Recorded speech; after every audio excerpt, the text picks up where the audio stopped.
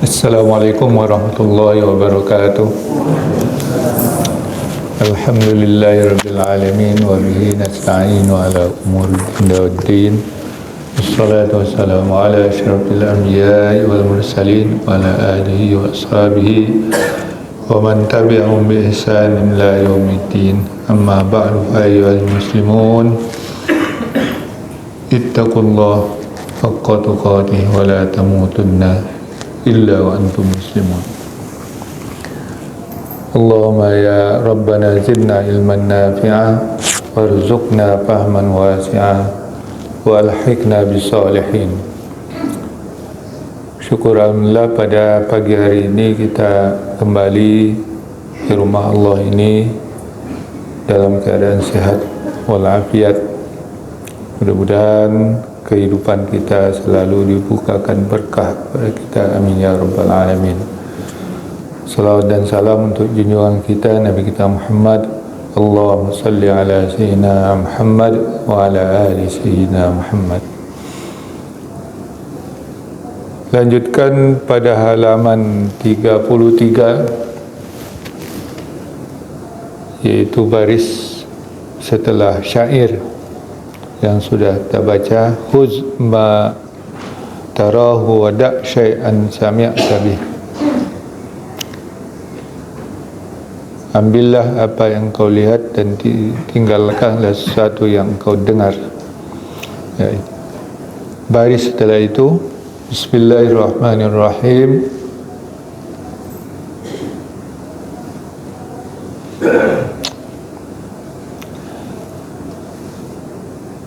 Qala al-musannif rahimahullah, ala anna sananqulu min sirati fuqaha'il sirati fuqaha'is salaf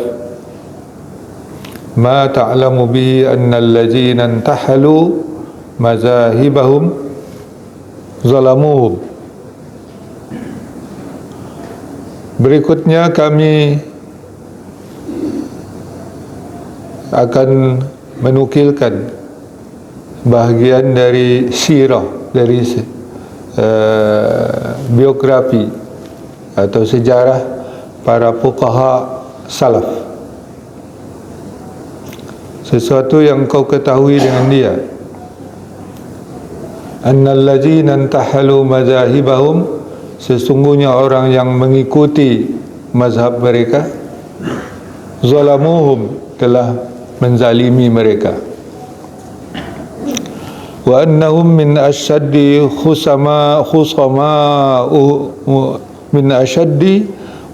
khusamaihim yaumal qiyamah, dan sesungguhnya mereka adalah musuh-musuh mereka yang sangat kuat di hari kiamat.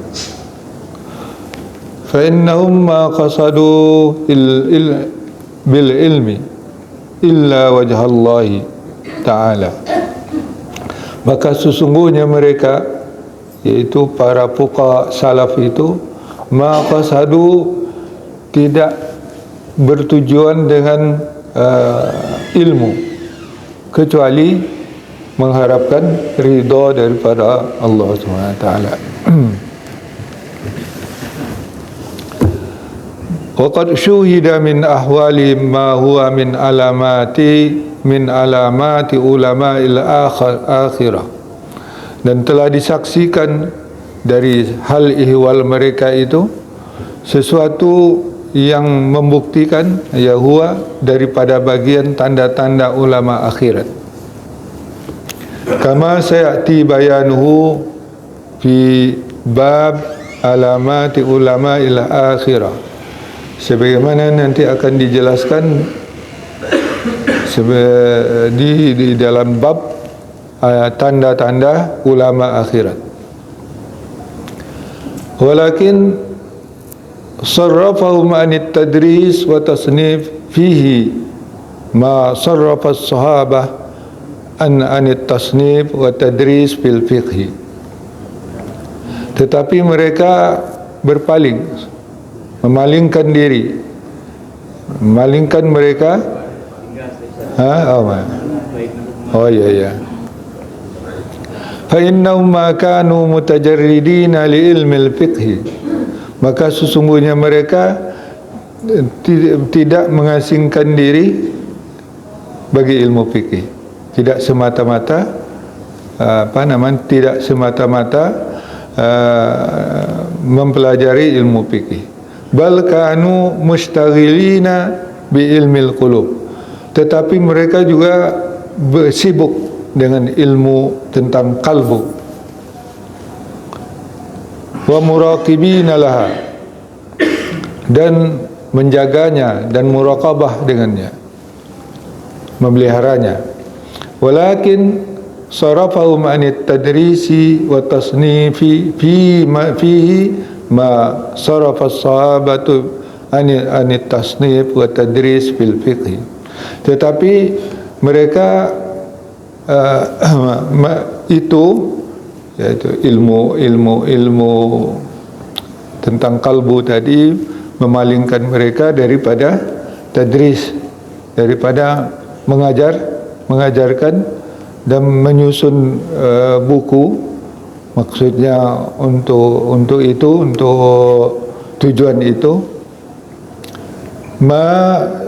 sama seperti para sahabat berpaling daripada menyusun buku dan mengajarkan tentang fikih. Ma'annahum kanu fuqaha mustaqillin, padahal mereka merupakan fuqaha, para ahli fikih yang mandiri dengan ilmu fatwa, wassawarif, dari sarif, sarraf, sawarif, dan para ahli tukar menukar, wadda'awi, para ahli dakwah, mutayaqqinah, yang meyakinkan. Wala hajah ila zikriya, tidak perlu disebutkan. Wa nahnu al-an nazkuru min ahwali fuqaha'il Islam ma ta'lamu bihi anna ma zakarnahu laysa ta'nan fihim, bal huwa ta'nun fi man azhara al-iqtida' bihim muntahilan mazahibahum wa huwa mukhtalifun lahum fi a'malihim wa siyarihim. Kami sekarang akan menyebutkan hal ihwal para fuqaha Islam, apa yang kau ketahuinya, bahawa apa yang kami sebutkan itu bukanlah kritik atau kecaman terhadap mereka, tetapi kecaman terhadap orang yang menampakkan atau yang melahirkan ikut kepada mereka, ya, mengikuti mazhab mereka. Tetapi wahwa, mereka menyelisihi bagi mereka pada amal mereka dan tingkah laku mereka. Fal fuqaha allazina hum zu'ama'ul fiqh, para fuqaha itu adalah orang-orang pemimpin atau pemuka dalam bidang fikih. Wa qadatul khalq, dan panglima manusia. A'ni alladzina kasura atba'um fil mazahib, yaitu orang-orang yang banyak pengikut mereka dalam mazhab-mazhab. Wa hum khamsah, mereka itu ada 5. Pertama Syafi'i, yang kedua Malik, yang ketiga Ahmad ibn Hanbal, yang keempat Abu Hanifah, yang kelima adalah Sufyan as-Sawri rahimahumullah ta'ala. Wa kullu wahidin minhum kana abidan zahidan aliman bi ulumil akhirah, dan setiap satu dari mereka adalah habid, yang ahli ibadah, zahid, yang ahli zuhud, wa aliman, dan berilmu, orang yang alim dengan ilmu akhirat. Wa faqihan fi masalihil khalqi fid dunya, dan mereka adalah faqih, ya, ahli fikih dalam kemaslahatan makhluk di dunia. wa muridan bi fiqhi wajh Allah Ta'ala. Tetapi mereka itu menginginkan dengan fikihnya itu menginginkan keridaan Allah Ta'ala.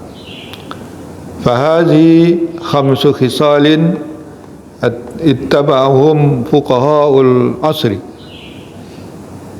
min jumlatiha ala khislatin wahidah.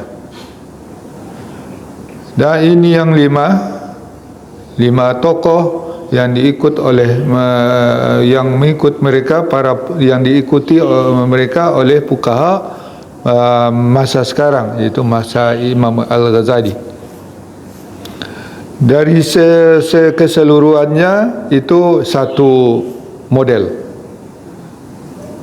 wahiyat tashmir wal mubalah fi tafari al-fiqhi, yaitu berkecimpung, berupaya keras dan berlebihan dalam mendetilkan atau merinci-rincikan fikih itu. Lianna al-khisal arba' la tasluhu illa lil akhirah. Kerana yang 4 tokoh tadi itu tidak layak kecuali untuk akhirat. Wa hadhil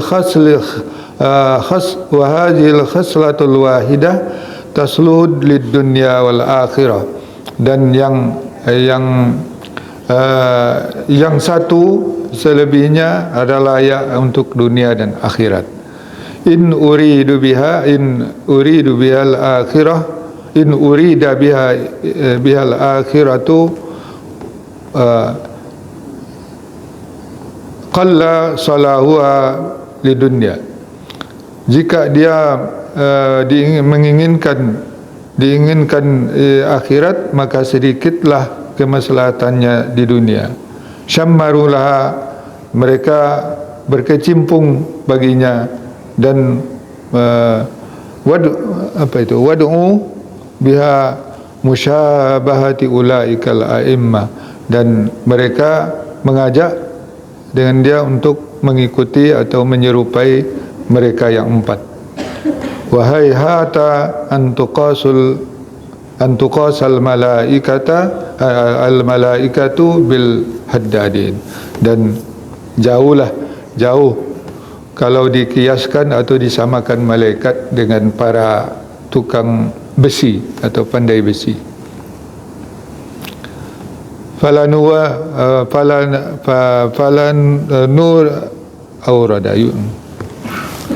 nurid al-an min ahwalihim ma yadullu ala zil khisal arba.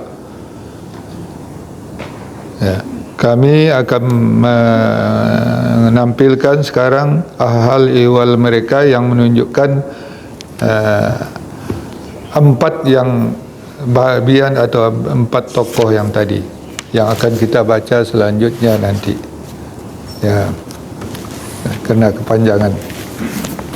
Di alinea, di paragraf yang kita baca pertama tadi, Imam Al-Ghazali rahimahullah menjelaskan bahawa beliau akan di sini menukilkan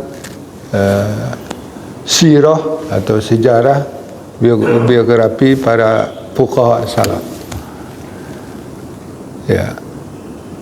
Jadi diawali dengan bahawa mereka itu sudah dizalimi oleh pengikut-pengikutnya, ya, dan menjadi musuh bagi mereka. Kenapa? Karena para muridnya itu bukan semua, ya. Para pengikutnya, pengikut mazhabnya itu meninggalkan hal yang inti daripada apa yang dilakukan oleh ulama-ulama fuqaha salaf. Apa yang inti? Yaitu ilmu akhirat. Ya. Mereka meninggalkan itu hanya menuntut ilmu, membuat mensyarah, menjelaskan pengajian-pengajiannya, ajaran-ajaran para fuqaha salaf itu, ya, untuk mencapai kehidupan dunia, ya, untuk supaya dianggap ahli, ya, dan dia dipekerjakan oleh pemerintah dan mendapat gaji yang banyak.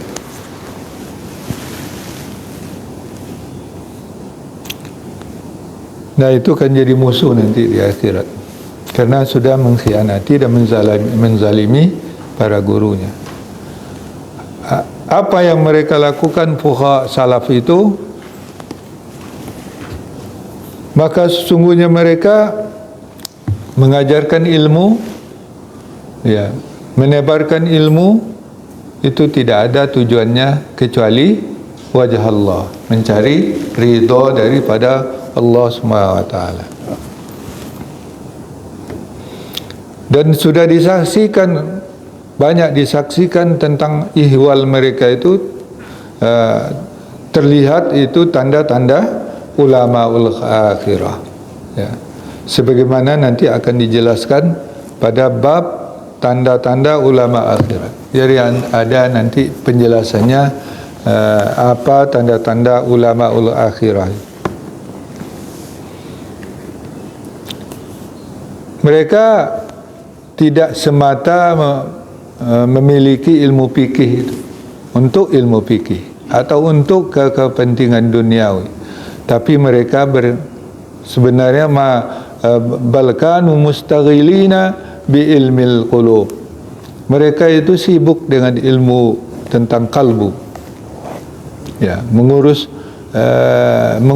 kalbunya, memanage atau manajemen kata orang sekarang, ya.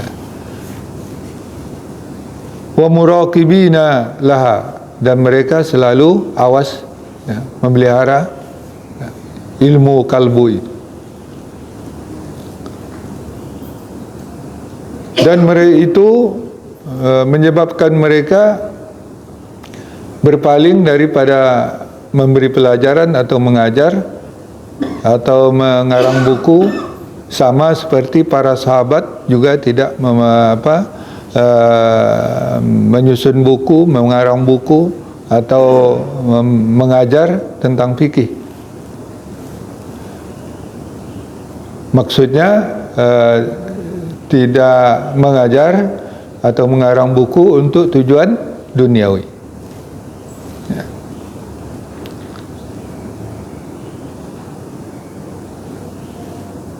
Padahal mereka adalah para fuqaha yang mandiri, apakah itu tentang ilmu fatwa atau tentang berbagai muamalat, transaksi, ya, tukar menukar, ahli dakwah yang meyakinkan, dan itu tidak perlu disebutkan. Jadi ini, oleh sebab itu para fuqaha salaf yang di sini disebutkan 5 itu, yaitu Asy-Syafi'i, Malik, Ahmad, Ibnu Hanbal, Abu Hanifah, Sufyan Ats-Tsauri. Kalau diurut berdasarkan umurnya, Sufyan Tsauri itu, karena Sufyan Ats-Tsauri itu adalah dari kalangan tabi'in yang banyak pengikutnya, yang banyak dikutip oleh imam-imam mazhab sesudahnya. Kemudian Abu Hanifah, ya.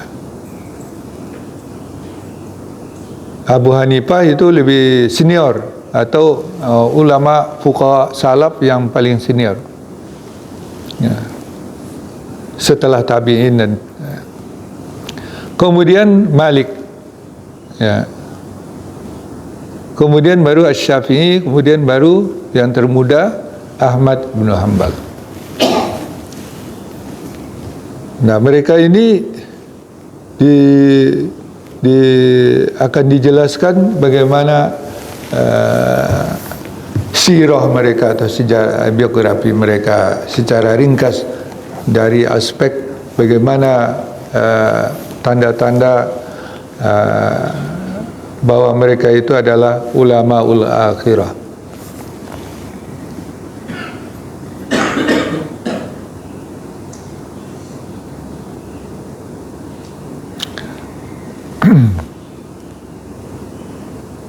Dan dijelaskan di sini bahawa masing-masing ulama fuqaha salaf tersebut itu dia abid.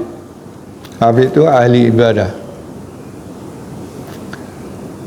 Imam Ahmad Ibn Hanbal itu konon solat sehari semalam tu sampai ribuan rakaat. Jadi tidak ada kerjaannya. Dia ahli ibadat. Jadi banyak ibadahnya. Apakah itu solat atau puasa dan ibadat-ibadat yang lain. Ya.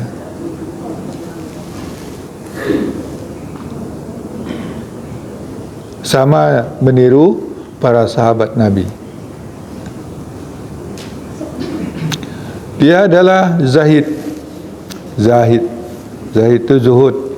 Enggak, tujuannya enggak ada duniawi ini, enggak. Ya. Dia menguasai dunia, ya, menjadikan dunia ini sebagai alat atau sarana, bukan tujuan. Ya, itu zuhud namanya. Jadi dunia itu ditundukkan supaya di dunia itu dapat memelihara kita, jangan menyiksa kita. Kalau dunia kita kejar, kita menjadi hamba dunia, itu dia akan menghukum kita dan menyiksa kita. Tapi para imam itu, para fuqaha salaf itu, dia zuhud dan alim tentang ilmu akhirat. Juga faqih, paham, yang menguasai ilmu fikih tentang kemaslahatan makhluk di dunia ini. Tidak ada yang dia kehendaki dengan kepahaman mereka, dengan ilmu mereka itu kecuali wajah Allah, yaitu ridha Allah Subhanahu wa taala.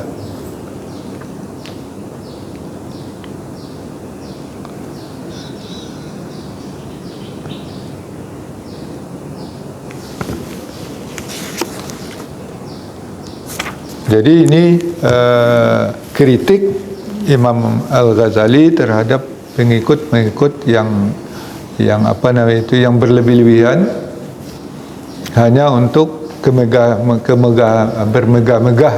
bermegah-megah di dunia, ya, untuk mendapatkan manfaat duniawi supaya dia tersohor, ya, kemudian menjadi ulama yang tenar, tapi tingkah lakunya tidak mencerminkan imam-imamnya. Ya.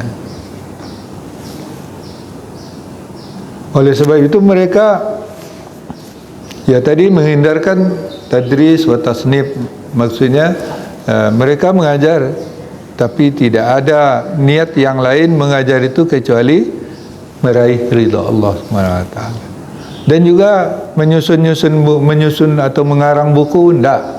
Mereka tidak pernah mengarang buku. Lalu kenapa buku-buku banyak?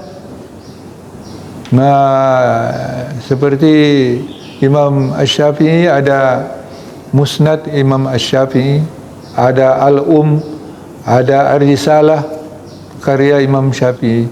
Imam Syafi'i tidak pernah menulisnya. Yang menulisnya, yang menyusunnya adalah murid-muridnya, terutama putranya Abdullah bin Muhammad bin Idris, ya, dan murid-muridnya seperti Al-Muzanni.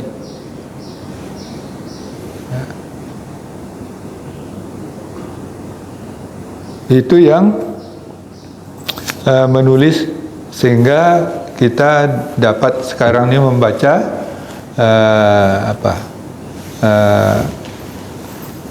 buku-buku tersebut seperti kita baca, ya, itu disusun, ya, dan ditulis oleh murid-murid, anak-anaknya dan juga murid-muridnya. Demikian juga Imam Ahmad bin Hanbal. Sekarang Musnad Imam Ahmad Hanbal itu adalah kumpulan hadis yang terbesar sampai 50 jilid. Tapi Imam Ahmad tak pernah menulisnya. Yang menulis adalah murid-muridnya dan ya terutama putranya Abdullah bin Ahmad bin Hanbal. Ya. Demikian juga ya Imam Abu Hanifah tak meninggalkan karya yang dia tulis sendiri. Dia tulis oleh muridnya terutama Abu Yusuf dan yang lain-lainnya. Mereka memang meniru jejak-jejak para sahabat dan tabi'in, dan itulah ulama salaf, yaitu 3 generasi pertama atau 3 abad pertama.